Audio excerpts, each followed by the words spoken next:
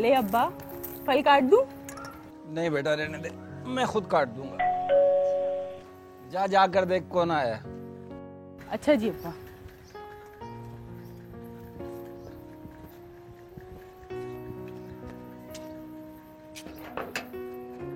अस्सलाम वालेकुम अम्मा। वालेकुम सलाम। आओ आओ। क्या हाल है बेटी?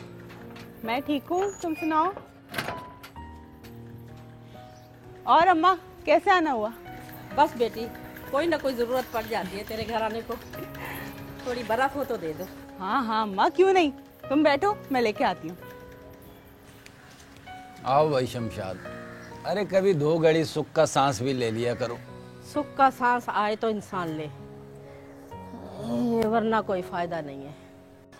हाँ, सांस लेने के लिए जिंदा रहना पड़ता है और जिंदा रहने के लिए सांस लेना पड़ता है, जो बहुत ज़रूरी है। खैर ये बातें छोड़, फ्रूट काट, खुद भी खा और मेरे को भी खिला। आप पढ़े लिखे लोगों की बातें मेरी समझ में कुछ नहीं आता। नज़ीरा बेटी कैसी है? बस वैसे ही है जो सदा से चल रहा था। अब तो वो भी मुझे बोझ समझती है। हाँ, तेरा मेरा दुख एक ही है, वो ही अकेलापन। अब्बा जी, हमने तो आपको कई बार कहा है कि अपना ये दुख दूर कर लो। अब्बा जी, अगर तुसी बोलो तो कोई अम्मा ढूंढूं तुम्हारे लिए? चुका जूती मैं। अम्मा जी ये लो बर्फ। खान साहब, वैसे बच्चे गलत नहीं कहते। अल्लाह का दिया सब कुछ है आपके पास, आप कर सकते हैं। अच्छा, तो तू भी इनके साथ मिल गई है। अब भला इस उम्र में मुझसे शादी करेगा कौन? ले बथेरियां कुड़ियां, अब भी आपका बिगड़ा क्या है? ऐसे शादो, बिगड़ा तो तेरा भी कुछ नहीं है। बोल, करेगी मुझसे ब्याह? खान साहब, ये आप क्या कह रहे हैं? आप कहाँ और मैं कहाँ? अच्छा, अब मैं चलती हूँ, नजीरा मेरा इंतजार कर रही होगी।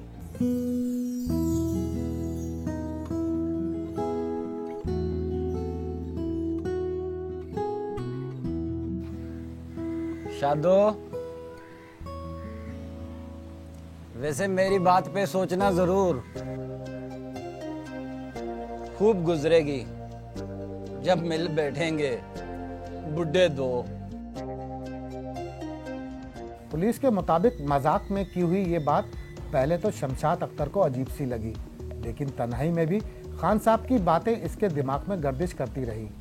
एक तरफ भूख, गुर्बत, तन्हाई, नज़ीरा और दामाद की बातें, तो दूसरी जानिब चैन सुख, आराम ही आराम, खुशहाली। शमशाद के मुताबिक वो जितना सोचती उतना ही उलझ जाती। पुलिस के मुताबिक शमशाद को तंग दस्ती की जिंदगी से निजात हासिल करने का एक मौका मिला था और वो उसे खोना नहीं चाहती थी, इसलिए उसने खान साहब से शादी करने का इरादा कर लिया था।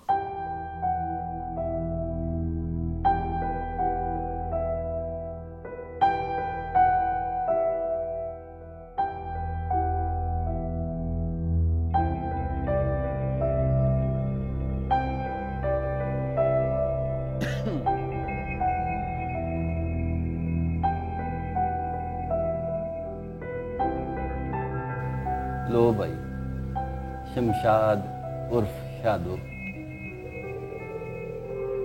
वैसे तो आज के बाद हमारा सब कुछ ही तुम्हारा है, लेकिन मुंह दिखाई के तौर पे ये हमारी तरफ से हकीर सा तोहफा कबूल करो।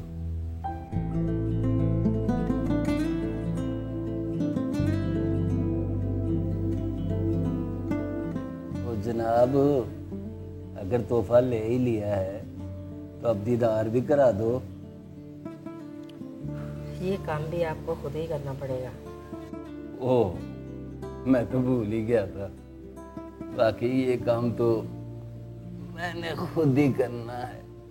माशाल्लाह, चश्मे बदूर, चश्मे बदूर। शादो, सच पूछो तो मुझे तो यकीन ही नहीं आ रहा। मुझे भी नहीं आ रहा। ऐसा लगता था कि सारी जिंदगी अकेले ही गुजारनी पड़ेगी। बच्चे तो अपने कामों में मस्त हो जाते हैं। हाँ, वो तो ये समझते हैं कि अब हम में रहाई क्या है। हालांकि ऐसी बात कोई नहीं है, बस थोड़ी बहुत खांसी, बलगम, टांगों में थोड़ी लड़खड़ाहट। लेकिन एक बात है, दिल तो जवान। आपने दवा ली है? हाँ, दवा ली है, मगर तुम्हें तो पता है दवा अब दुआओं के बगैर कहाँ चलती है। माशाल्लाह, नजर ना लगे।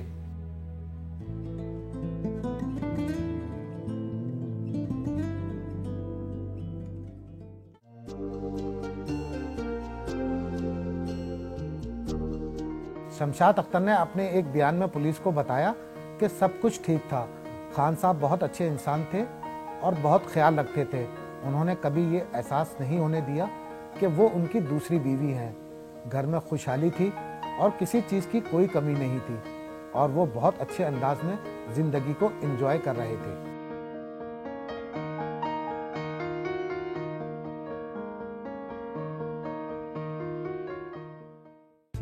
साइकोलॉजी हमें कहती है कि जब इंसान की कोई एक ज़रूरत पूरी होने लगती है तो उसका जो बिहेवियर है वो मोटिवेट होने लगता है दूसरी ज़रूरतों को पूरा करने के लिए। तो फ़ौरन से उनके जहन में ख्याल आया कि अगर मेरी कुछ ज़रूरतें पूरी हो रही हैं और जो कि ज़्यादातर किस वजह से हैं, फाइनेंशियल क्राइसिस की वजह से हैं, तो मेरी बेटी की ज़रूरतें क्यों नहीं पूरी हो सकती। मुलजिमा शमशाद अख्तर के मुताबिक इसकी ज़िंदगी पुरसुकून अंदाज में गुजर रही थी। उसे कोई गम नहीं था तो अपनी बेटी नज़ीरा की गुर्बत का गम, जो अक्सर इसे परेशान रखती थी। वो बेटी को मकान लेकर देना चाहती थी। पुलिस के मुताबिक मुलजिमा शमशाद अख्तर को मालूम था कि खान साहब की फैमिली की जान रोशन खान के पोते बिलाल उर्फ बिल्लू में थी। मुलजिमा के बयान के मुताबिक यहीं से इसके दिमाग में वो शैतानी ख्याल पैदा हुआ और उसने अपने एक पुराने मिलने वाले मुजीब से रब्ता किया।